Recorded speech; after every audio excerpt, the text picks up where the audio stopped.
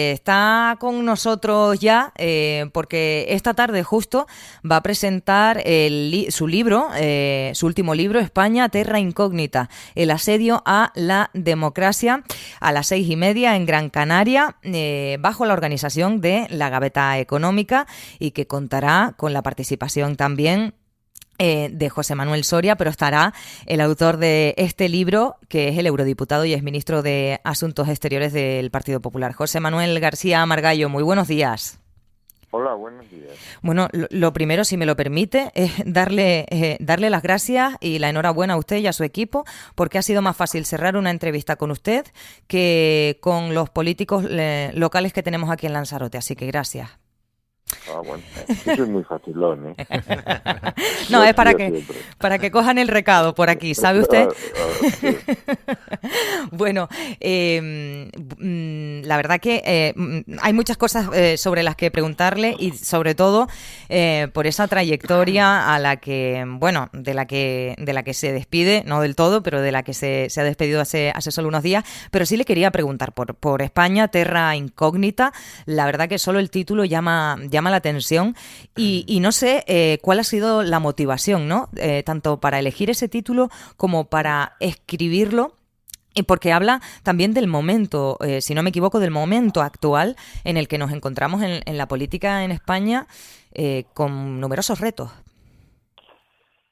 Bueno, mire, este libro es la segunda parte, la continuación de otro que publicamos Fernando Villazo y yo, porque es un libro coral, Sí. hace más de año y medio, que se llamaba España en su laberinto, en que advertíamos que España estaba en una situación extraordinariamente complicada, perdón, y que Salud. que para entenderlo, en el primer libro hacíamos una especie de cata vertical, un análisis de lo que ha ocurrido en la historia de España desde la época de la época contemporánea, desde Fernando VII. Este lo hace de forma horizontal. Lo que hace es analizar el momento actual a la luz de otras experiencias que se han producido en otros países del mundo. En los dos casos se parte de la tesis de que estamos en una situación muy compleja, en terra incógnita porque aquí puede pasar cualquier cosa. Se ha roto la lógica interna de la política tradicional a partir de Pinel, cuando en 2003 el entonces candidato a la presidencia, José Luis Rodríguez Zapatero, firma con Esquerra Republicana de Cataluña y con Iniciativas Cataluña por Ver un pacto que tiene dos compromisos. El primer compromiso es que aceptaría cualquier propuesta de autonomía que hiciese el Parlamento catalán sin molestarse en comprobar si era o no esa propuesta coherente con la Constitución. Y la segunda y más importante es que los firmantes, insisto, los socialistas, los comunistas y los independentistas, deciden que no se dialogará con el Partido Popular ni en Cataluña ni fuera de Cataluña de ninguna otra cuestión, rompiendo el pacto implícito que hizo posible la transición, que los grandes temas, las cuestiones de Estado, lo que Cánovas llamaba las verdades madre, se discutirían entre los dos. Hay un paréntesis con el gobierno de Rajoy, y cuando llega Pedro Sánchez, esta deriva se hace. En nuestra opinión, los descubrimientos de Sánchez a la política son dos.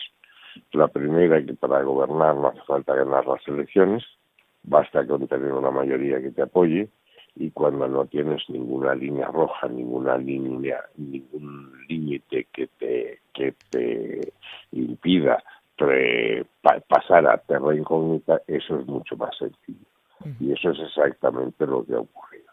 En segundo lugar, para mantener esa mayoría heterogénea, unida, tienen intereses, tienen planteamientos completamente diferentes, hay que establecer un muro, no para impedir que la gente entre en un terreno que ellos han conquistado, sino para impedir que los que están dentro de ese perímetro puedan salir.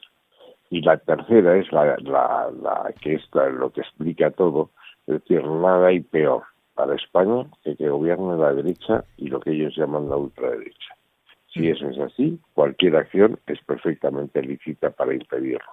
Y eso justifica que ocupen, que asalten las instituciones constitucionales, que se convierten de límites al poder de quien quiere excederlo en instrumentos, en armas arrojadizas contra quien puede disputarte el poder. Eso es lo que nosotros hemos intentado explicar y demostrar en este libro, diciendo, insisto, que esto no es nada nuevo, que esto ha pasado en todos los regímenes autocráticos que en el mundo han sido. Claro, en este libro que publican efectivamente García Margallo junto a Fernando Eguidazu, se presenta esta tarde en Gran Canaria, el lunes, si no me equivoco, en Tenerife. Lo ha nombrado usted y es algo de lo que ha hablado en varias ocasiones. Usted siempre habla de que los populismos de izquierdas ponen en peligro a la España, digamos, constitucional. Y de derechas, los dos. Eso le iba a preguntar. Le iba a preguntar por Vox, básicamente, y también le iba a preguntar por esa, digamos, novedad este año tras las europeas del partido de Alvise Pérez. Bueno, vamos a ver, yo creo que los extremismos se definen fundamentalmente por aquello que no son. Y lo que no son movimientos de democracia liberal. La democracia liberal se caracteriza por el respeto a los derechos individuales y los derechos de las colectividades, por el Estado de Derecho, es decir, el respeto a la ley, por la separación de poderes para evitar que cualquiera de ellos, fundamentalmente el Ejecutivo, se exceda en sus límites, arrolle a los otros y con ello la libertad de todos, y especialmente la independencia judicial. En todos los movimientos autoritarios, lo primero que los autócratas hacen es intentar controlar la Fiscalía y el Poder Judicial. Es exactamente lo que hizo Mussolini en el 22, lo que hizo Perón en el 46, controlar a los jueces para perseguir a su opositor de la época, que era Balbín, lo mismo que hizo Fujimori cuando se encontró que no podía llevar a cabo su programa como él quería porque el resto de los poderes del Estado se lo impedía, o lo que ha pasado en Venezuela con Chávez y con Maduro.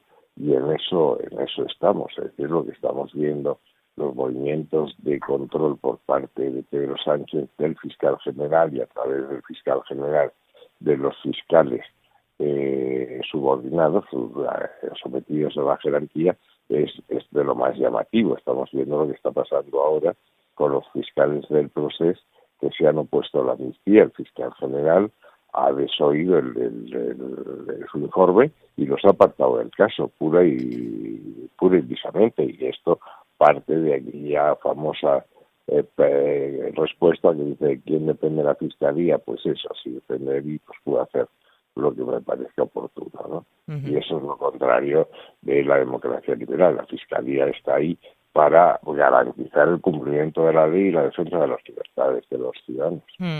Ha nombrado dos cuestiones importantísimas, como son la situación, y yo prometo que ya le hago la última y le dejo a mis compañeros, como son, digamos, lo que está pasando en Cataluña y también con el Consejo General del Poder Judicial. Pero si me lo permite, yo voy a venir a casa, ya que tengo la oportunidad de hablar con usted, porque la situación en Canarias es realmente crítica. Lo ha avisado el Gobierno de Canarias. Todavía estamos pendientes de que se cierre de una vez, si es que se va a cerrar, y saber de qué forma lo va a hacer la modificación del artículo 35 de la Ley de Extranjería para la acogida de los menores migrantes por parte de las distintas comunidades autónomas que llegan a Canarias. Canarias ya excede la capacidad que tiene, y es que los datos que aporta el propio Ministerio son que en lo que queda de año podrían llegar unas 70.000 personas más, de las cuales 12.000, 13.000 podrían ser menores. Y el Gobierno de Canarias ya está incluso hablando con puertos canarios para ver si pueden instalar carpas en los puertos, y tememos ver esas naves de la vergüenza, y que en ellas no solo personas, sino menores también. ¿Cómo podemos solucionar el problema de la migración que está padeciendo Canarias? No sé si le queda muy lejos al Estado. Mire, la migración va a ser uno de los problemas más importantes que vamos a tener que abordar en los próximos años en todo el mundo, pero muy especialmente en España y muy singularmente de España dentro de Canarias. La población la población del mundo va a crecer, pero no va a crecer de la misma manera en todas partes.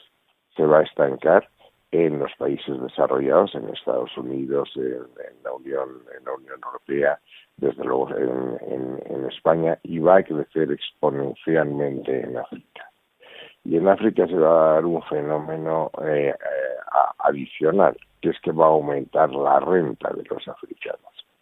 Y aunque parezca paradójico, cuando aumenta la renta, aumenta la tentación de emigrar a los países más ricos. Mientras la renta es baja, emigran, pero a los países vecinos. Cuando la renta aumenta, tiene la posibilidad y la tentación de emigrar más lejos. Por tanto, eso es algo que hay que tener muy presente. Si hay que distinguir, perdóneme, sí. Estoy constipado como un demonio. Hay dos cosas. Una es el derecho de asilo, que es el que corresponde a aquellas personas que salen de sus países para evitar una persecución por motivos políticos, étnicos o religiosos, que también va a aumentar a medida que aumenten los conflictos en África, que son importantes. Y otro es la inmigración económica, es cuando salen de su país para buscar un futuro mejor. Y a su vez, dentro de la inmigración hay que distinguir dos inmigraciones, la regular, la que se hace de acuerdo con las leyes, y la irregular, que es la que se hace en infracción flagrante de las leyes. Es obvio que ningún país del mundo puede aceptar todos los inmigrantes que les gustaría tener un futuro mejor. No hay capacidad y ustedes lo están experimentando. Por eso hay que regularlo. Y cuando la inmigración excede la capacidad de un territorio, hay que apelar al principio de solidaridad, es decir, que todas las comunidades autónomas, regiones que forman parte de una nación, se hagan cargo de ese esfuerzo. Si no, nos encontraríamos con que las regiones fronterizas tienen que aguantar un esfuerzo que no pueden soportar. Acuérdese lo que pasó en Italia con Lampedusa, lo que pasó en las islas griegas con los sirios, etc. Y Canarias está en una situación muy parecida. Una situación muy parecida que además tiene una explicación política. La única forma de controlar la inmigración irregular, la regular es el país que acoge, el que decide cuándo, a quiénes y cómo admite, pero la irregular es algo que te desborda. Necesita la colaboración de los países de origen y de tránsito.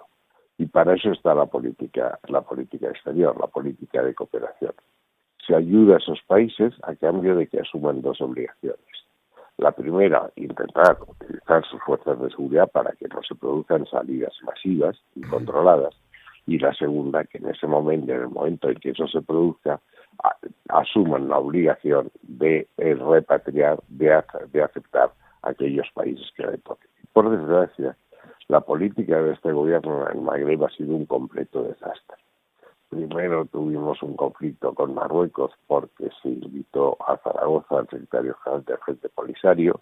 Luego hubo la declaración de la marroquinidad del Sáhara que irritó a Argelia y que no ha tenido la contraprestación que yo conozca por parte de Marruecos en ninguno de los terrenos. La frontera de Melilla sigue tan cerrada como antes de esa declaración y la inmigración irregular que pasa por aguas marroquíes, aunque venga de Mauritania, Senegal, otros países, no está sometida a control. Y ese es el fenómeno que el gobierno tiene que asumir, y es obvio que esas obligaciones desbordan con mucho las competencias de un gobierno autonómico. El tema de la cooperación internacional, que es el arma que se puede utilizar, es del gobierno central, el control de las fronteras es del gobierno central, la repatriación de los emigrantes irregulares es del gobierno central. Por tanto, entiendo perfectamente cuál es la pretensión, las peticiones y las preocupaciones del gobierno de Canarias. Es que, bueno, la solidaridad ha fracasado, pero yo no le quiero insistir más con esto. Están nuestros compañeros Andrés Martínez. Sí, hola. Yo quería un poco cambiar el tema y aprovechar que tenemos pues un invitado de excepción, de lujo, y sobre todo un experto en relaciones internacionales y diplomáticas. Me gustaría cambiar un poco el tema y, ya que habla de Pedro Sánchez, un poco la crisis diplomática con Argentina. Me gustaría conocer su opinión en el sentido de que si esto puede ir a más y si puede deteriorar las relaciones entre dos países que nunca han tenido problemas, y si puede hacer un poco el análisis de cómo se llegaba a esta situación. Hay que recordar yo creo que recuerdo que las primeras así declaraciones un poco de Óscar Puentes insinuando determinadas cosas de Milei, y luego ya el contraataque de él, que es verdad que Milei también tiene un verbo agresivo en relación fue a Pedro Sánchez, a su mujer y demás. Y luego ahora está el último conflicto en el que un gobierno de la Comunidad de Madrid invita, bueno, va a dar un premio, no sé qué, a Milei, y es como visto desde el gobierno como una deslealtad y que rechaza, casi que invita a la confrontación con Argentina, con el gobierno legitimado, porque Milei no deja de ser el presidente del gobierno y ha sido elegido en las urnas. No, el presidente de la República, no el presidente del gobierno. El presidente de la República Argentina. Entonces, ¿cómo analiza usted, primero eso, si tiene gravedad esta crisis y cómo la analiza, cómo se ha llegado a esta situación? Mira, lo que tiene gravedad es utilizar las relaciones exteriores como un arma política interior, un arma contra la oposición. Como he dicho anteriormente, Pedro Sánchez intenta demostrar, probar que lo peor que le puede pasar a España es que haya una alternancia del gobierno, que el gobierno caiga de manos de la derecha. Para evitar eso todo es lícito. Y para evitar eso lo utiliza también la política exterior. Él se convierte en defensor del progreso, el defensor de la libertad, que es atacada desde dentro y desde fuera. Él se convierte en el adalid que está queriendo de todos esos valores. Él repite lo de gobierno progresista, que quiere ser derribado por malas artes, por una conjunción de lo que él llama la derecha mediática, la derecha política, la derecha económica, la derecha judicial, etcétera. Entonces, en esa lucha existencial, él tiene que buscar un enemigo. Y lo busca. En fin, el caso de Milei no es único. Ahora ha hecho declaraciones con Israel que también son realmente extemporáneas. Ha hecho declaraciones con otros países del mundo en que siempre él demuestra que le atacan por su pureza progresista. El tema de Milei lo empezó Pedro Sánchez. Cuando Pedro Sánchez es investido presidente del gobierno por primera vez, ya alude a Milei, que no era en aquel momento presidente de la República. Yo creo que ni siquiera era candidato, como un fascista que quiere acabar con las libertades en Argentina. Cuando se produce la campaña electoral, la apuesta claramente desde la tribuna del Congreso, no desde Ferraz. Si lo hubiese hecho desde su partido sería otra cosa. Ataca a Milei y defiende a Sergio Massa, que es el candidato kirchnerista. Cuando se produce la investidura del presidente, ninguno de sus 22 ministros acompaña al rey, porque Milei forma parte de esa fachosfera mundial que se levanta todos los días pensando cómo fastidiar a Sánchez. Cuando allí no reacciona nadie, sueltan a Puente, que le acusa de consumir droga, de ser un drogadicto, sabiendo lo que está haciendo. Eso se difunde todo lo que se puede y desde luego ni se la recrimina ni se le cesa. Y cuando Milei responde en la Casa Rosada diciendo que eso no se hace, vuelven otra vez a la carga hasta que Milei explota, sabiendo que Milei es una persona, como usted dice, de verbo fácil, y había acusado de ser un guerrillero al presidente de Colombia, Petro, de ser un criminal condenado a Lula, el presidente de Brasil, etcétera. Forman esta tangana y retiran al embajador de Buenos Aires para demostrar la gravedad del tema. Y luego el lenguaje que utilizan es de una extraordinaria peligrosidad. Es que las palabras que Milei dice, que realmente son intolerables, sobre la mujer del presidente, que efectivamente ya tenía la calidad investigada, insisto, son intolerables. Pero es que llegan a decir que se está atacando a una institución. Mire usted, Begoña Gómez no es una institución. La presidencia del gobierno no es ganancia, la institución es el presidente del gobierno. El portavoz en el Congreso, Pachi López, alude a Begoña Gómez como la presidenta del gobierno, cosa absolutamente insólita. Y el ministro de Asuntos Exteriores llega a decir que el ataque a una persona privada constituye un ataque a la dignidad de la soberanía de España. Ya tienen el caso de un señor que, dada su santidad progresista, es atacado por un fascista que viene del otro lado del Atlántico. Y en eso estamos. Y con Israel estamos exactamente en lo mismo. Se hace una declaración se reconoce el Estado de Palestina, cosa que se había anunciado en 2014, pero que se había condicionado a que ese reconocimiento sirviese para avanzar en una negociación que llevase a la paz, cosa que no ocurre en estos momentos. Lo que hace es encrespar más y sobre todo nos hace la pregunta: oye, ¿usted con quién va a negociar? ¿Va a negociar con la Autoridad Nacional Palestina, que tiene el control de Cisjordania, pero no de Gaza? Porque si usted negocia allí, el problema de Gaza no se va a resolver, porque la Autoridad Nacional Palestina no controla Gaza. No me dirá usted que quiere negociar con Gaza, porque Gaza es un movimiento con Hamas, porque Hamas es un movimiento terrorista, según la legislación americana y europea, que no reconoce el derecho de Israel a existir y que no ha renunciado a la violencia. Sobre todo si usted negocia con Hamas, este acuerdo no tiene aplicación en Cisjordania, porque Hamas no está allí. Los problemas que se tienen que solucionar los puede resolver una negociación con cualquiera de ellos, porque aquí hay varios problemas que el presidente confunde. Hay que redefinir las fronteras del 67 y Sánchez apuesta por la frontera del 67. Nadie desde Clinton apuesta por eso. Se han producido ocupaciones de tierra que obligarían a un intercambio de territorios entre unos y otros. No se habla del retorno. ¿Cuántos refugiados palestinos podrían volver a sus lugares de origen? Así estamos hablando en su origen de 700.000 en el 48, 100.000 en el 56. Esa declaración resuelve el problema de la capitalidad. Esa negociación resuelve el problema central, porque para que Palestina sea viable, en Cisjordania usted tiene que retirar 500.000 colonos que están en asentamientos ilegales, que hacen inviable la continuidad del territorio en Cisjordania. Todo esto es una declaración, insisto, un viva Cartagena que no tiene sentido. A continuación, como Israel no reacciona con la violencia que ellos les hubiese gustado, anuncian que van a ser parte en las causas penales que están en los tribunales penales internacionales. Todo esto no lo ha hecho nadie en Europa. Y el reconocimiento de este reconocimiento, hablan mucho, luego se dan cuenta que solamente dura el patamente en el silenciador. En la Unión Europea, en los 27 de la Unión Europea, el único país que ha seguido a España es Irlanda.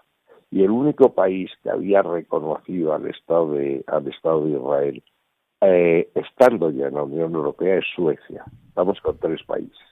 El resto eran países que venían del bloque del Este y que reconocieron al Estado de Israel de Palestina, en época pretérita, en la época soviética.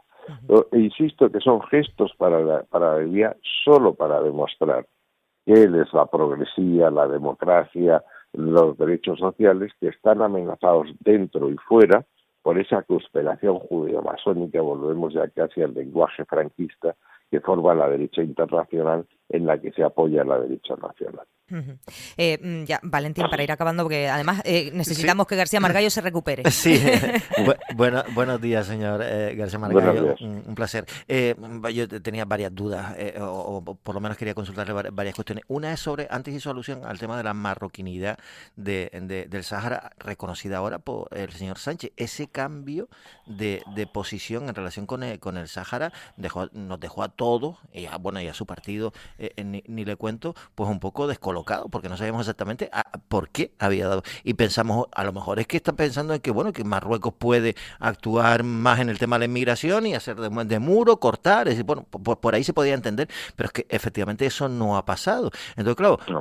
¿tiene algo que ver con Pegasus, con el hackeo de su móvil, que hayan encontrado algún tipo de información? ¿Usted cree que esa posibilidad podría existir y que esté de alguna forma ahí trincado por parte de Marruecos, señor García Margallo?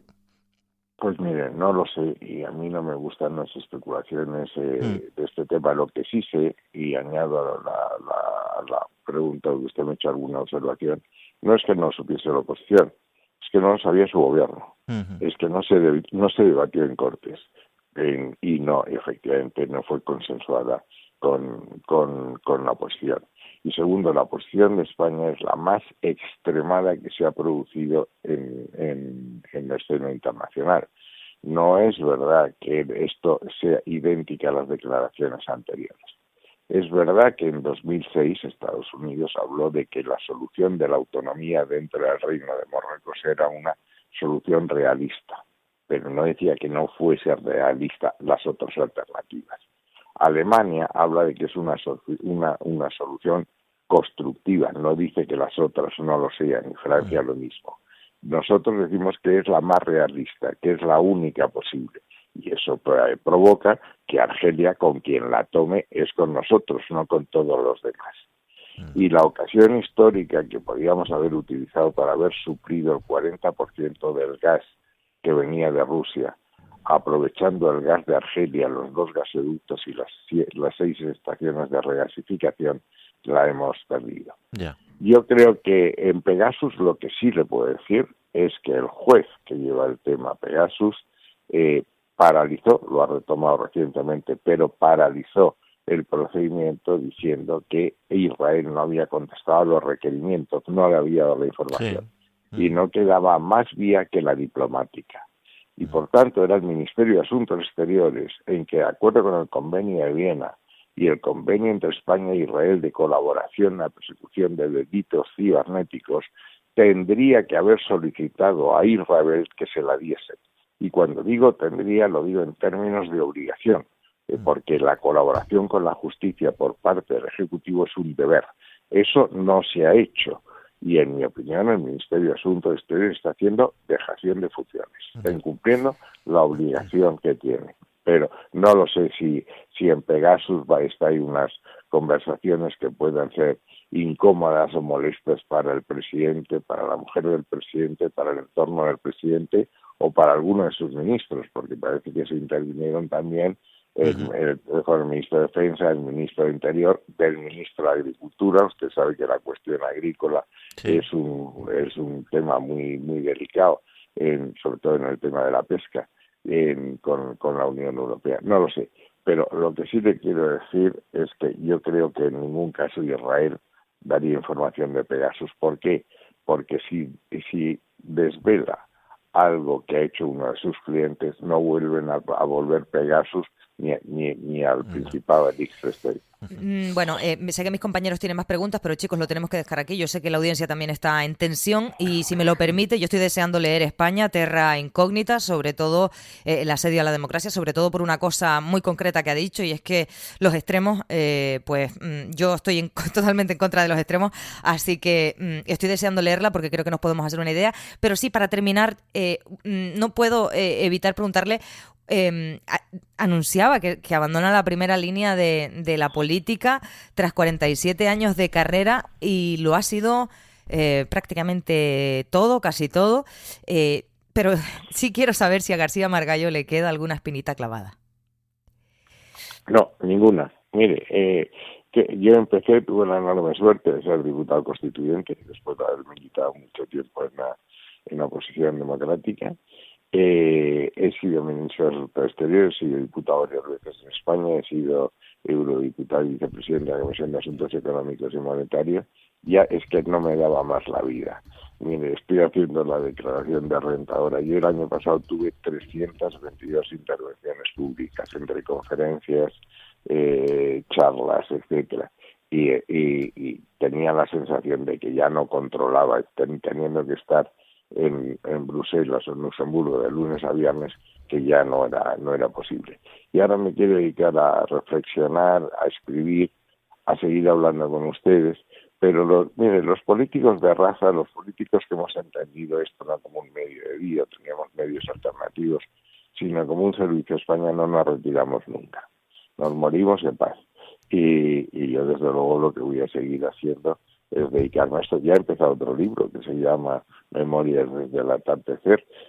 Parar no voy a parar en eso, pero he entendido que en los cargos institucionales debe haber una renovación permanente y que hay gente joven que merece una oportunidad. Esa ha sido, pero insistí mucho de la política institucional. No voy a tener ningún cargo retribuido, ni ningún cargo institucional, etcétera, pero sí voy a dedicarme a pensar, porque creo que estamos en un momento de una enorme dificultad para España. Yo creo que es el momento más difícil que hemos vivido desde la transición, que hemos sufrido un auténtico dos golpes de Estado en Cataluña y un golpe de Estado con la amnistía, un cambio de régimen, que ahora vamos a una hacienda singular que rompe la solidaridad y la igualdad, y que estamos en vísperas de una autodeterminación que puede suponer la balcanización de España, en definitiva la disolución de la nación. Y entonces no es momento para retirarse. Creo que hay que tengo que devolverle a mi país lo mucho que mi país me ha dado, y eso voy a hacer. Pues no sabe cuánto se lo agradecemos, y también que haya estado con nosotros. Nuestro más profundo agradecimiento y la mayor de las suertes para que disfrute también de ese nuevo camino que se presenta. José Manuel García Margallo, muchísimas gracias por estar con nosotros. Buen día. Buenos días y muchísimas gracias por escucharme esta mañana con las dificultades es que ayer hice 3 actos, uno en Toledo y 2 en Madrid, y al final los aires acondicionados y tal, claro, te acaban ya tengo una edad como para jugarme estas cosas. Claro. Mejor ese, pero pide algo. Si va a estar en Gran Canaria esta tarde, pida algo, no sé, algo típico que le pueda ayudar. Usted pida un potajito, un caldito, un algo de cuchara, que seguro que le dan algo que le sienta bien. Cuídese mucho. Estoy seguro. Muchas gracias. Gracias.